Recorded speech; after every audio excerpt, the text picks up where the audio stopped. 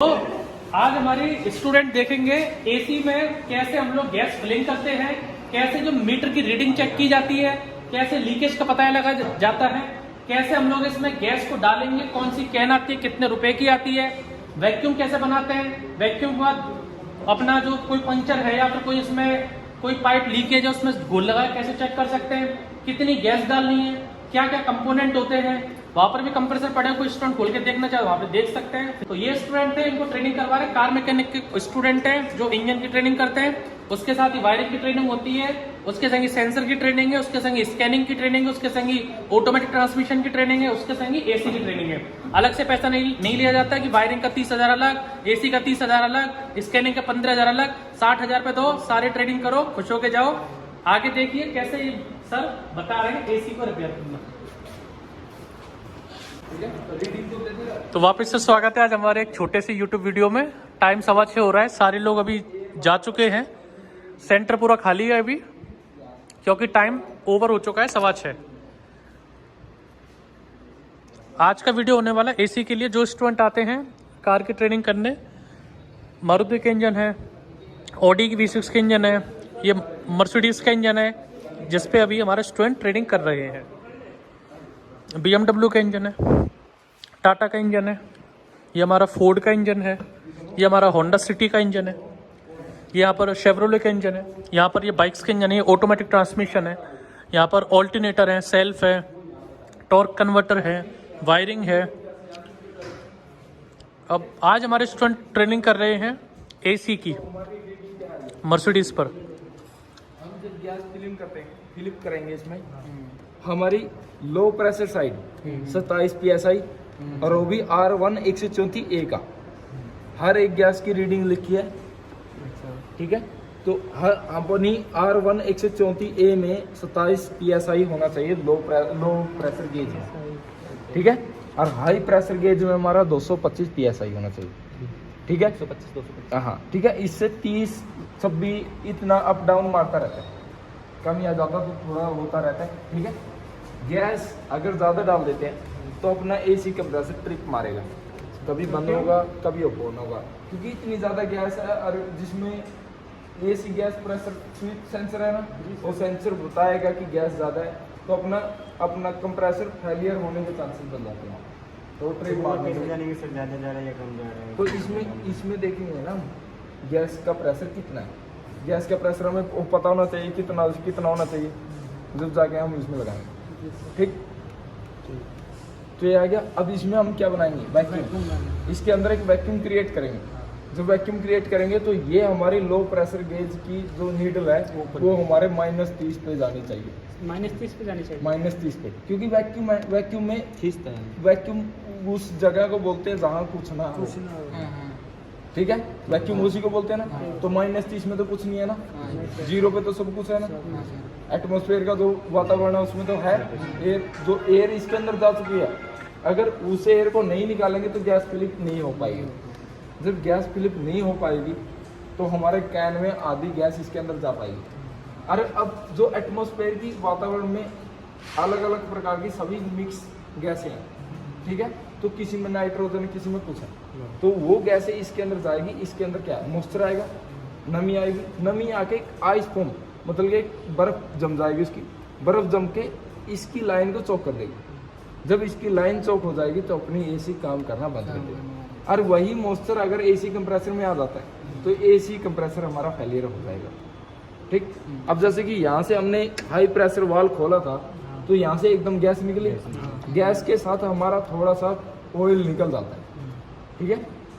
इसमें हमारा थोड़ा मोबिल ऑयल निकल, ये जो रेफ्रिजरेंट ऑयल है ये हमारा निकल जाता है। मोबिल क्यों रहता है इसमें अंदर, बताओ भाई।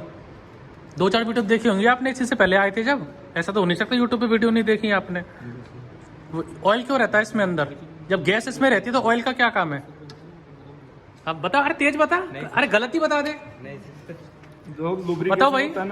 ये इसमें जो कंप्रेसर है इसमें क्या चलते हैं, जो अपना रोटरी जो अपना कंप्रेसर है इसमें क्या चल, ये पिस्टन चल रहा है। अब जब पिस्टन चल रहा है तो उसको लुब्रिकेशन कौन देगा भाई, हमारा 4 स्ट्रोक इंजन, उसमें नीचे से पिस्टन पे ऑयल जाता है, जो 2 स्ट्रोक इंजन थे उसमें क्रैंक केस अलग रहता था, पेट्रोल नहीं जाती थी, तो उसमें स्कूटर था, राजदूत था, मोटरसाइकिल था, उसमें पेट्रोल से क्या मिक्स करवाते थे, ऑयल।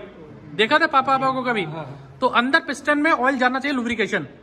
2 स्ट्रोक में अलग से ऐड करवाते थे।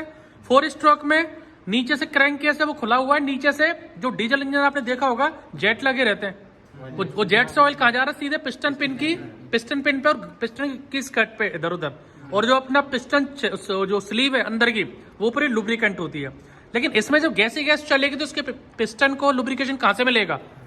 इसलिए इसमें क्या रहता है, कुछ मात्रा में ऑयल। अब वो मात्रा क्या रहेगी, आपका एक कमरा है 10 बाई 10 का, उसमें हम लोग बोलते हैं 1 टन एसी लग जाएगा।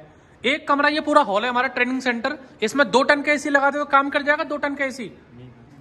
तो जितना स्क्वायर फीट एरिया है उतना टन हम लोगों को जो एसी है उसको बड़ा होना जरूरी है। कार जो हमारी रहती है, मान लीजिए ये गाड़ी है, इसमें कंपार्टमेंट छोटा सा आपका 10 बाई 8 का अंदर बैठने के लिए, लेकिन इनमें कम से कम 2-2, 2.5 टन के एसी आते हैं। ऐसा क्यों? क्योंकि जो आपकी दीवार है ये क्या कर रही है, धूप को रोक रही है। ये पूरी गाड़ी किसकी बनी हुई है, कोई आपकी मेटल की बनी हुई है, और इंजन है, और इंजन भी हीट आपको जनरेट कर रहा है। एक सड़क है, सड़क भी आपको हीट कर रही है, व्हील शीट लगी है, जिसमें ग्लास लगा हो उसमें हीट वैसे ही ज्यादा होती है। तो जो घर में जो एसी रहता है लगभग 2 टन 2.5 टन, उतना एसी किसमें हमें चाहिए, गाड़ी में। इसलिए कंप्रेसर कितना लोड लेता है जब गाड़ी को हम चालू कर देते हैं, 2-2, 3-3 जो एवरेज आता है किलोमीटर का वो कम हो जाता है, इतना लोड ये लेता है। पहले जो आता था उसमें पावर स्टीयरिंग आती थी, तो उसमें पंप किसका आता था, हाइड्रोलिक। चालू करते ही लोड किस पे पड़ा, क्रैंकशाफ्ट पर। क्रैंकशाफ्ट पे लोड पड़ते ही इंजन लोड पड़। अभी जो स्टीयरिंग आ रही है वो कैसी आ रही है, इलेक्ट्रिक है। क्योंकि आपने गाड़ी, आपने मान लो नई है, बैटरी हमारी फुल चार्ज है, आपने एक सेल्फ लगाया, एक सेल्फ लगाने में गाड़ी कितनी % डिस्चार्ज हुई है, 1% बैटरी का गया होगा, 2% गया होगा, 5% गया होगा एक सेल्फ में, गाड़ी स्टार्ट। अब जो रेगुलर आपको ऑल्टरनेटर काम कर रहा है, आप गाड़ी को 100 किलोमीटर लेके 10 किलोमीटर लेके, गाड़ी आपकी 1 किलोमीटर में फुल चार्ज होगी, बैटरी वापस, जो बाकी के जो इलेक्ट्रिक पावर है वो तो वेस्ट जा रही है आपकी। तो उस इलेक्ट्रिक पावर का यूटिलाइज करके हम लोगों ने पावर स्टीयरिंग में इलेक्ट्रिक स्टीयरिंग लगा दी। ऐसे करके आने वाले टाइम पे ये एसी कंप्रेसर का लोड ज्यादा है, इसको हम लोग मोटर से नहीं कर पा रहे हैं। लेकिन जो ईवी आ रही है, जो इलेक्ट्रिक व्हीकल आ रहे हैं, उसमें कंप्रेसर कैसा आता है, इलेक्ट्रॉनिक, वो डायरेक्टली आपकी बैटरी से चलता है, वो 12 वोल्टेज से नहीं चल सकता। लेकिन हम स्पीड को कंट्रोल कर सकते, इसकी हम स्पीड को कंट्रोल नहीं कर सकते। इसमें जितनी कूलिंग करनी है ये करता ही रहता है, ठीक। उसको हम एसी कंप्रेसर को हम लो स्पीड में चला सकते हैं, हाई स्पीड में एक इसमें हम एडजस्ट कंप्रेसर उसमें दूसरा रहता होगा, नहीं, उसमें कंप्रेसर इलेक्ट्रॉनिक है ना, इलेक्ट्रॉनिक है, उसमें मोटर लगी हुई है। पिस्टन नहीं आता। जैसे कि आपने सुना होगा इन्वर्टर एसी, इन्वर्टर एसी में आपका एसी कंप्रेसर की स्पीड को आप कंट्रोल कर सकते हो, कितनी स्पीड पे चलाना है, कितनी कूलिंग आपका जैसे कूलर रहता है, कूलर को कम ज्यादा कर सकते हो। इनमें तो कम ज्यादा नहीं होगा, जितना इंजन रेस मारेगा उतना ज्यादा स्पीड से घूमेगा, उतना ज्यादा गैस जाएगी। इन्वर्टर एसी में आरपीएम जो है, आरपीएम को कम ज्यादा कर सकते हो ऑटोमेटिक। जैसे अपना गाड़ी में आता है, नई गाड़ी देखें, इसमें डुअल टोन ऑटोमेटिक एसी है। उसका डुअल टोन का मतलब क्या है कि ये दोनों जाली है अंदर की, इधर वाली और इधर वाली, दोनों के लिए कूलिंग कॉइल क्या अलग अलग है। तो उसमें जो पैसेंजर है वो अपने हिसाब से टेम्परेचर को कंट्रोल कर सकता है कि मेरे 24 डिग्री पे बैठना है। मान लो कि गाड़ी सीधी चल रही है, एक तरफ धूप आ रही है, एक तरफ धूप कम है, इस तरफ से तो कूलिंग ज्यादा है, इस तरफ कूलिंग कम है। तो उसमें क्या रहता है कि जो कूलिंग कॉइल अलग अलग है। डुअल टोन मतलब दोनों जो हवा आ रही है उसमें कूलिंग अलग अलग आएगी। BMW में देख लेना, भी नहीं समझ में आए तो दोनों तरफ टेम्परेचर मीटर है। ऐसी जो गाड़ी आ रही है डुअल टोन है। ऑटोमेटिक एसी, जैसे घर में आपका एसी आप 24 पे चला रहे हो, 25 पे चला रहे हो, 25 का मतलब क्या है कि अंदर रूम टेम्परेचर 25 होते ही ऑटोमेटिकली जो कंप्रेसर वो क्या हो जाएगा, बंद हो जाएगा, और आपका जो फैन है वो चलता रहेगा। इसी टाइप से जो ऑटोमेटिक क्लाइमेट का कंट्रोल आता है, उसमें अंदर आपने 24 सेट कर दिया गाड़ी में, तो 24 पे आती है कंप्रेसर बंद हो जाएगा। लेकिन बोलेरो स्कॉर्पियन में नहीं होगा, जो ऑटोमेटिक गाड़ियां है, जो अभी होंडा सिटी है, जो अपग्रेड गाड़ी है उनमें। क्योंकि उसमें क्या लगा, थर्मिस्टर सेंसर लगा। थर्मोस्टेट सेंसर, थर्मिस्टर सेंसर क्या करता है, टेम्परेचर को देखता रहता है कि टेम्परेचर कितना है, टेम्परेचर करेगा मेन। और दूसरा, आपको इसमें जो कैन डाल रहे हो, सबकी पाइपलाइन का साइज अलग है। इसमें कोई भी ऐसा नहीं है कि आपको जो कैन है R134, लाओ इसको कैन को, R134 ये इसकी ग्रेडिंग है, R34A फ्रीओन।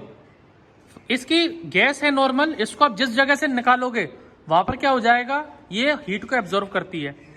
1990 से पहले R32 आती थी, लेकिन वो हमारा जो एनवायरमेंट था और एक उसको एक आंखों पे भी इफेक्ट आता था, और एनवायरमेंट ग्लोबल वार्मिंग को ज्यादा कर रही थी। तो एक सोसाइटी है अमेरिकन ऑटोमोबाइल सोसाइटी, AAES, उनने बोला यूज करोगे तो 134A को ही यूज करोगे, नहीं तो नहीं करोगे। अब इसमें कोई भी गाड़ी आपके पास आई, आप अगर ओवर गैस डाल दोगे, मान लो कि गाड़ी कूलिंग कम कर रही है, आपने गैस और डाल दी, थोड़ा पैसे बढ़ाने के वैसे मैं ज्यादा गैस डाल रहा हूँ, तो उल्टा कंप्रेसर पर लोड आएगा, कंप्रेसर फेलियर भी हो जाएगा और कूलिंग वो करेगा नहीं। गैस कम है तो भी कूलिंग कम होगी, गैस ज्यादा तो भी कूलिंग कम होगी।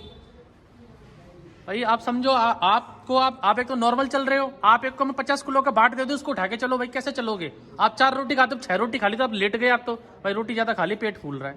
तो इसी टाइप से कोई भी गाड़ी आपके पास आए, स्विफ्ट आए, ऑल्टो आए, सबके मैनुअल में लिखा रहता है कि इस गाड़ी में कितने अमाउंट ऑफ एयर आपको, ये गैस आपको डालनी है। ऐसे नहीं कैन ली और आपने डायरेक्ट लगाया फिर और भर दी पूरी, नहीं काम करेगा। तो ये ज्ञान आज का बाकी वकील सर देंगे।